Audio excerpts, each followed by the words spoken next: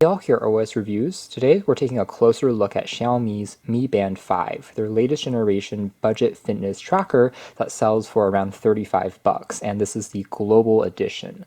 It really wouldn't be summer without taking a look at a new Mi Band, which we've done so already for the past few years, and ever since its debut, it's been a really popular line of wearables because of the low price tag, coupled with pretty good performance and accuracy that's been a rival to bands from Samsung and Fitbit for a while now at a fraction of the price. So the latest generation Band 5 really improves by having a slightly larger display compared to the predecessor, the Band 4, which we checked out last summer.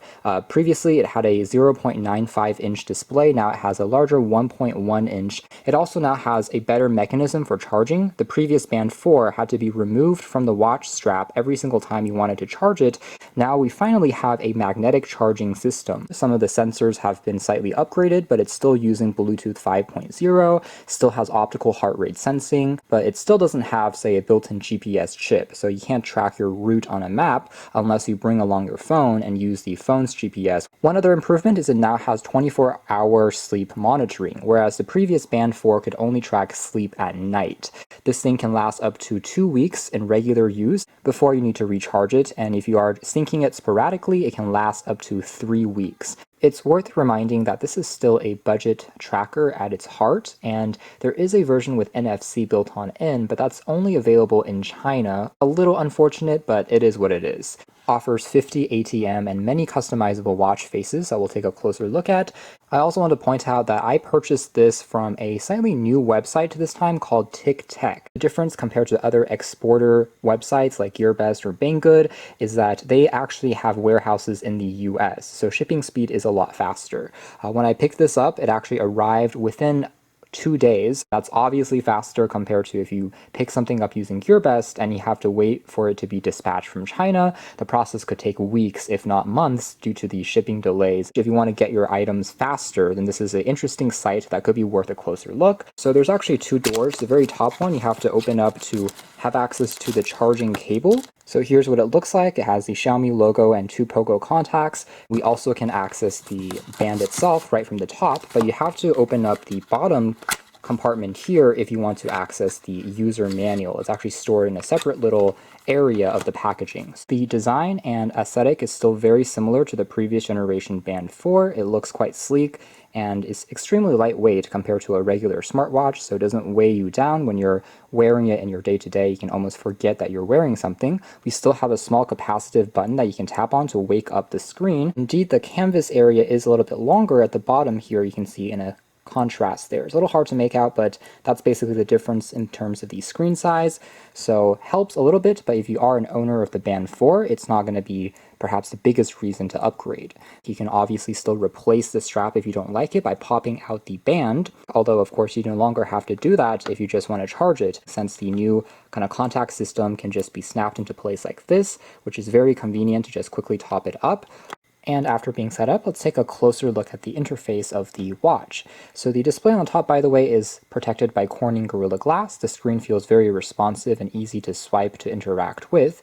And although the hardware functions haven't changed dramatically compared to the previous generation, there's actually quite a few nice updates in terms of the software experience that I didn't really expect. So you can swipe over, for instance, to take a look at the weather information, and it presents much more information compared to the Band 4, which only showed you temperature for the current day. So now it tells you the humidity level, the UV level, as well as weather forecast for the next few days of the week. I can swipe over from the left to take a look at notifications, and now swiping up or down from the main home screen will go through the list of the more complex features. So for instance, there's going to be status, which is showing your activity for the past 24 hours in terms of how many calories you've burned, distance you've walked, times that you've been idle, as well as a statistics for the past 7 days. So we can definitely have access to more info from the band itself with the Band 5.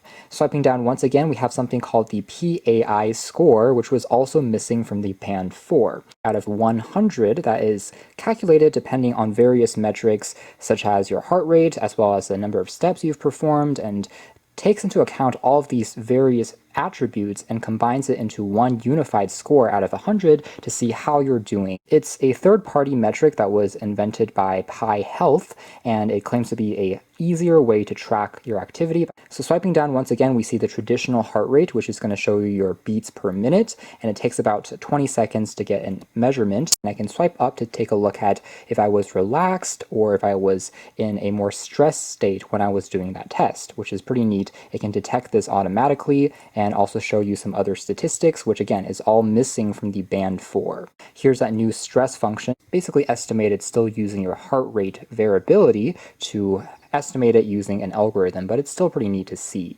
I can swipe back again, and the next function here is the breathing mode. And the dot here will slowly expand and contract, and you can kind of breathe in and breathe out to this visualization.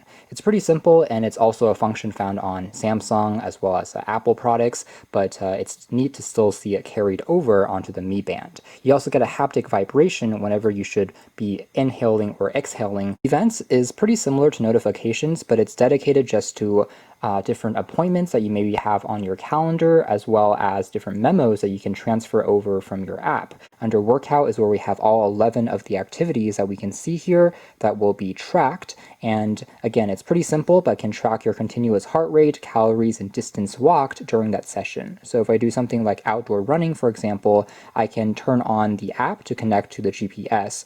But if I do kind of an indoor running, it doesn't require that. And afterwards, it will just begin. The entire session will start. The heart rate will be continuously on. Another function here, Menstrual Cycles, is meant for women that can track more easily their cycles and periods. And this is a feature, by the way, that can be turned on or off using the app. So you can also reshuffle the order of the screens as they appear, and you can also delete and remove other screens that you don't commonly use. The final function here is just More, that you can use to set up alarms directly on here, turn them on or off throughout the day. You can also turn on a Do Not Disturb mode, which will prevent any notifications from coming in. You can access the camera shutter key, as well as basic functions like a stopwatch. There's also a world clock function that was missing on the Band 4, but is present here. So you can see the time as well in different regions of the world like LA, New York, London, and others that you can set up from the app. So it gives you a pretty interesting visual interface to cycle through that. And by the way, at maximum brightness, it can get over 420 nits, so it's going to be very bright. Even if you're outdoors in sunlight, it still is pretty easy to see.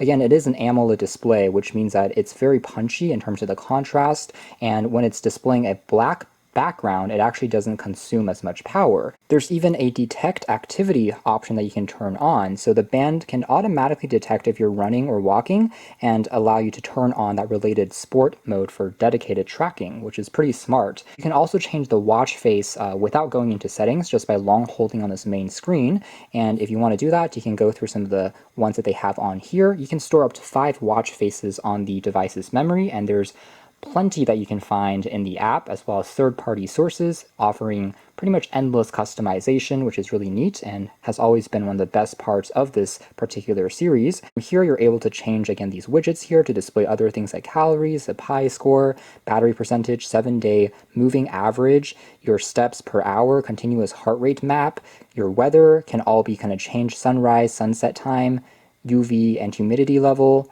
your air quality. So there's so much things that you can take a look at and change for these widgets, which is really neat.